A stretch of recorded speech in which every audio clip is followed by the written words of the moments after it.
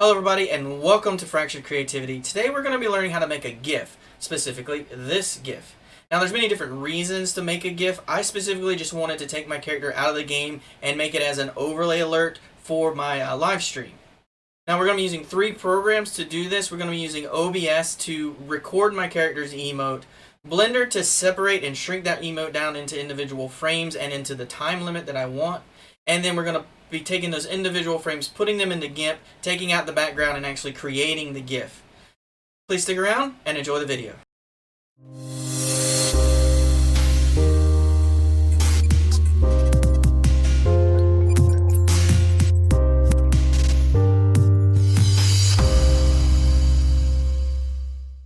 So with OBS running, find a spot in game with a solid background color to record your animations.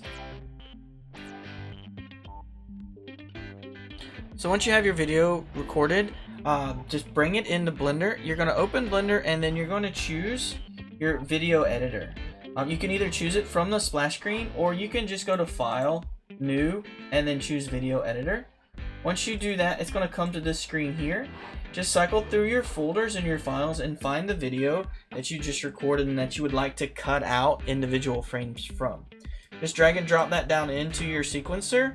Now mine came with audio, so I'm just going to remove the audio out of it. I don't need to bother with that.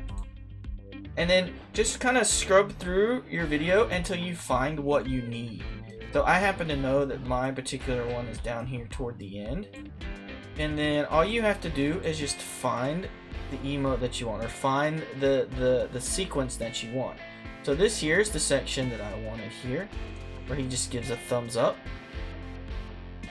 And just scrubbing through real quick just to make sure that's what we want. And then when we get to the end, let's see, was it just one? Yeah, there we go. So there's the second pump. So two. And once we get to the end, I'm just gonna click on the sequence, or click on the clip, and then click the click K button. K puts a knife cut right there so that you can get rid of the excess part that you don't want. And I'm just gonna back up through the animation until I get to the beginning where I want to start it. So this is where I want to start it, and then click K again. Now I can safely just remove these other strips because I know that I don't want those. This is the part that I want. I'm going to drag it back to the beginning.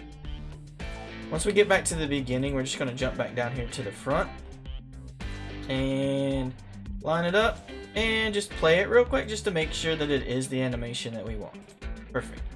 So now that this is the end of the animation, you can come up here to the top right and choose your end frame. You can slide it back and forth. You can type in what you want. It's also easy if you come down here to where it says playback. If you click this button, you can set your end frame wherever your line is right here, and that will automatically set that to the end of your frames here. So I need to go back one more, and there, perfect. So that's only a few frames long. Now, what I actually want to do, I noticed that this is actually 128 frames long. I do not really feel like pulling out 128 frames and pulling all the background out of it. Not for a 1 second GIF. So I do know that my frame rate can be 24, and I'm going to set this to 24 frames. I just want 24 frames. And then I'm going to click on it, I'm going to hit Shift and A, and I'm going to add an effect, and I'm going to add speed control.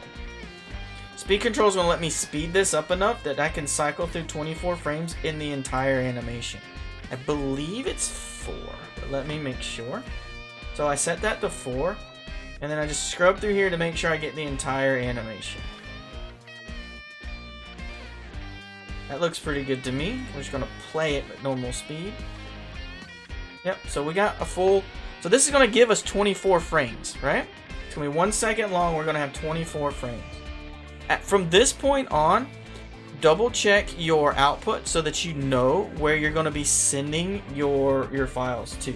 So if it's going to your temporary folder, if you want to put it in a specific folder, once you have that selected, come down here and make sure that your file format is set to PNG.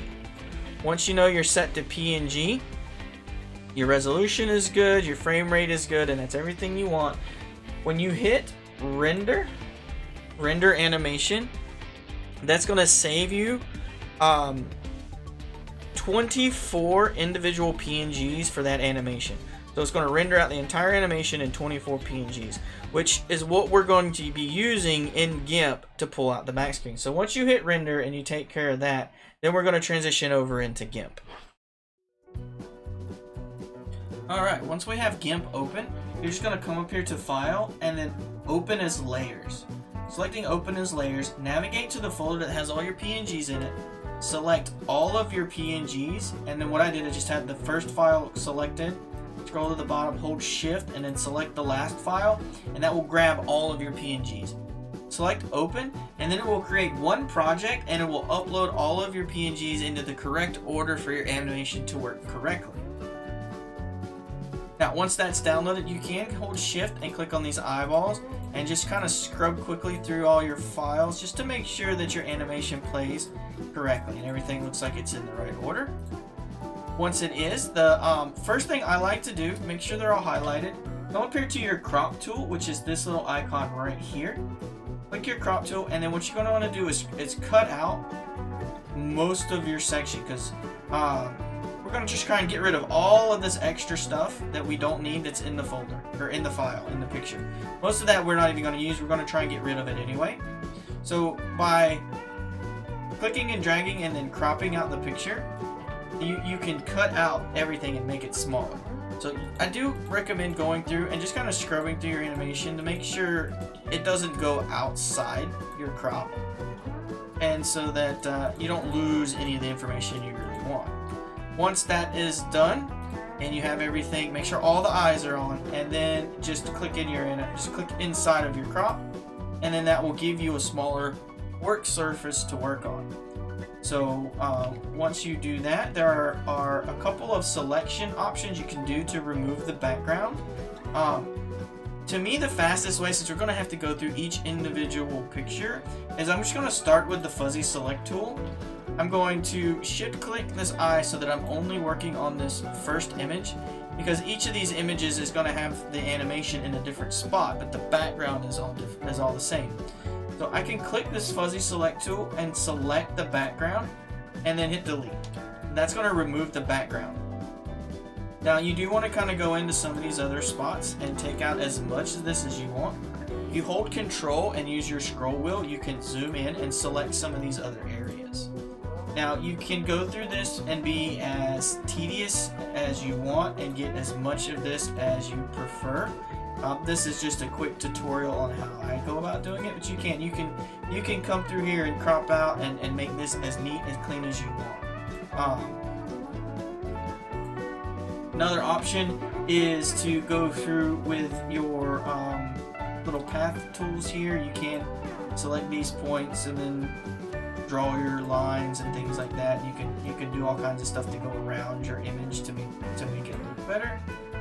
And that's just a really tedious way of doing it. No, I don't want to do it. So the next thing I want to do is I need to take these two squares out at the top. That's really simple. Just grab your square selector, click and drag over what you need to take out, and then hit delete. And there you go. You have a clean image with the background removed. And now you can just move on to the next image.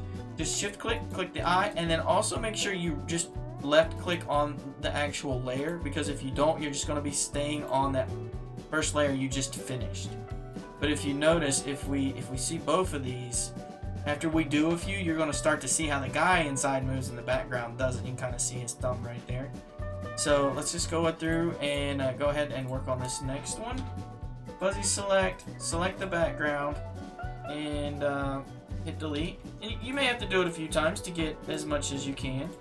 But grab as much of it as you can and be around the character, whatever you need to pull out.